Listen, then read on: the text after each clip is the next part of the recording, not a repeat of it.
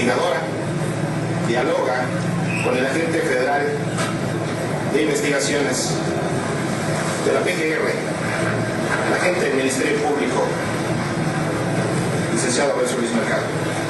Mis ahí sí están muy pendientes, se acerque a cómo se que se suba de los fallos, todo está muy suave, por si le va a pasar el kilómetro que nos avisa. Lleva nuevamente a esto nos conviene,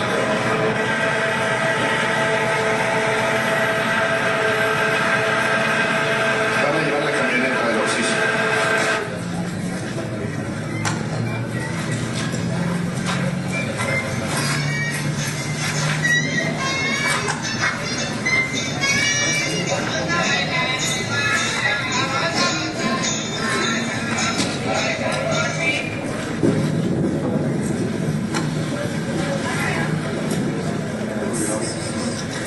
Han hecho su cita, la curiosidad de los niños de guardia.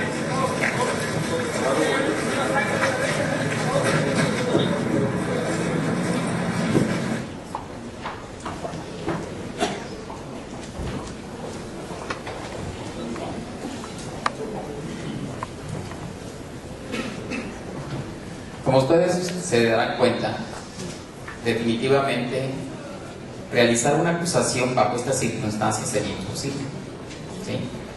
En primer lugar, la forma en la que debe de manejarse el lugar de los hechos, la escena del crimen, debe de ser distinta, ¿verdad? ¿Sí? No puede en un momento dado, dentro de lo que es cadena de custodia, porque lo existe dentro de ese documento, lo primero que debemos de hacer es preservar el lugar. El segundo término, pues esa preservación del lugar, pues debe de tener una técnica correspondiente. También el levantamiento de los indicios que se pudieran encontrar y que posteriormente se van a transformar en evidencia. Como vieron, el comandante Barroso ya hizo la determinación con la comparación que estaba en la pared, ¿sí? Y ya había resuelto el asunto, ¿verdad? Bajo estas circunstancias. Esa fue la ojiva que en un momento dado penetró, a lo mejor en el cráneo de la víctima, y que tuvo un efecto también de salida y que se fue a incrustar en la pared. Sí. Había muchos curiosos ahí, ¿verdad? La forma en la que se debe de levantar los indicios no era la adecuada. ¿Sí? Y entonces, si ustedes estuviesen en esa posición de resolver este asunto, le darían crédito a todo esto que se ha levantado. A lo mejor era fundamental, ¿sí? O a lo mejor sí habían los elementos suficientes como para poder, en un momento dado, incriminar a una persona. Pero bajo estas circunstancias es imposible. Esto tiene que ver, precisamente, con la idea de poder realizar toda investigación de carácter científico. Todo el procedimiento actualmente se dice que es un procedimiento que debe de seguirse bajo una metodología científica, que tiene que ver con un método, con una técnica, para que me pueda dar un resultado. Y también tiene que ver con los peritajes.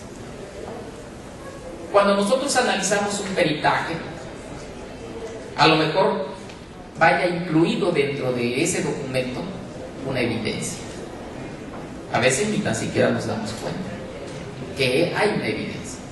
O a veces ni tan siquiera nos damos cuenta de que el método y la técnica que se utilizaron era imposible que se hubiera podido llegar a ese resultado. Tiene que ver con la interpretación integral del documento, llamado peritaje. El dictamen es a lo mejor la conclusión, ¿sí? Pero el dictamen o la conclusión no subsiste por sí misma. Tiene que ver con todo lo demás. Tiene que ver con la forma en la que el método que utilizó la persona, el experto, al momento de realizar su análisis. Tiene que ver con los instrumentos que utilizó y si esos instrumentos que utilizó efectivamente era acorde con el método que eligió. Tiene que ver precisamente con la experimentación que realiza respecto de ese indicio a analizar. tiene que ver también con el razonamiento que realice, la vinculación que existe entre el método, la técnica y la observación que está realizando.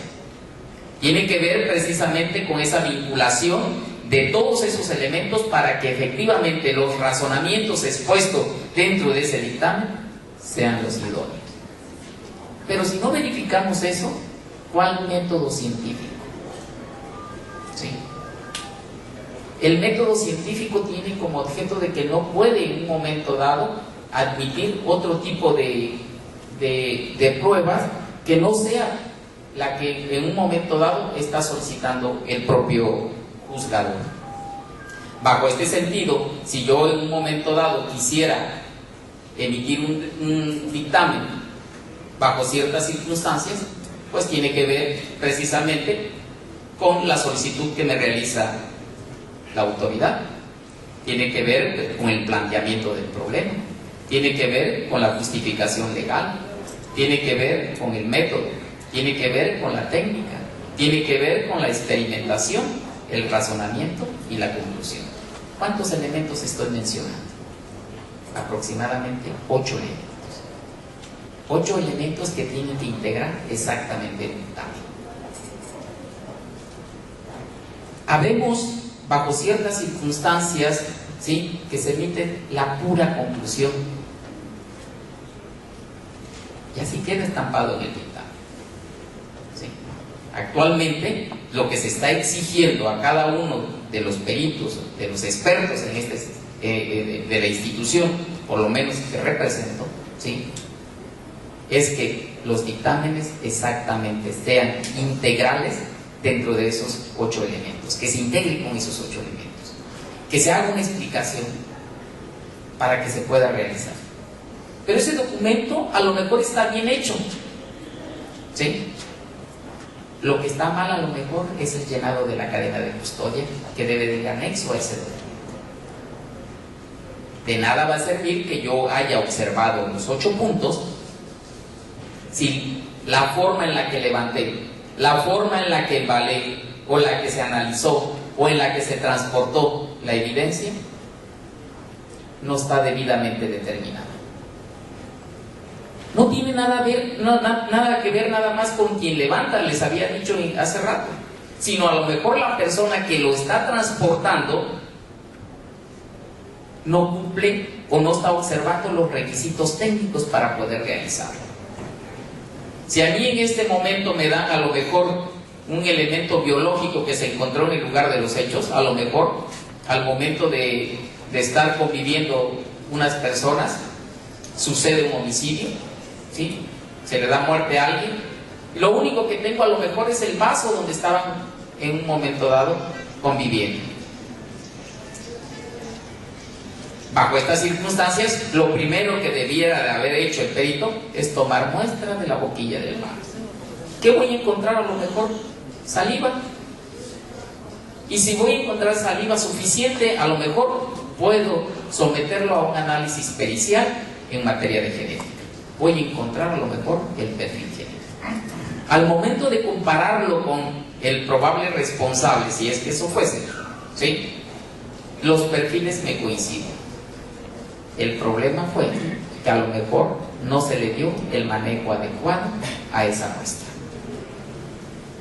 A lo mejor sea de él, pero como está en duda la forma en la que se transportó o la forma en la que se embaló, ¿sí?, entonces esa prueba pierde su validez. Bajo estas circunstancias podemos entonces entender cuál es la importancia de la cadena de custodia.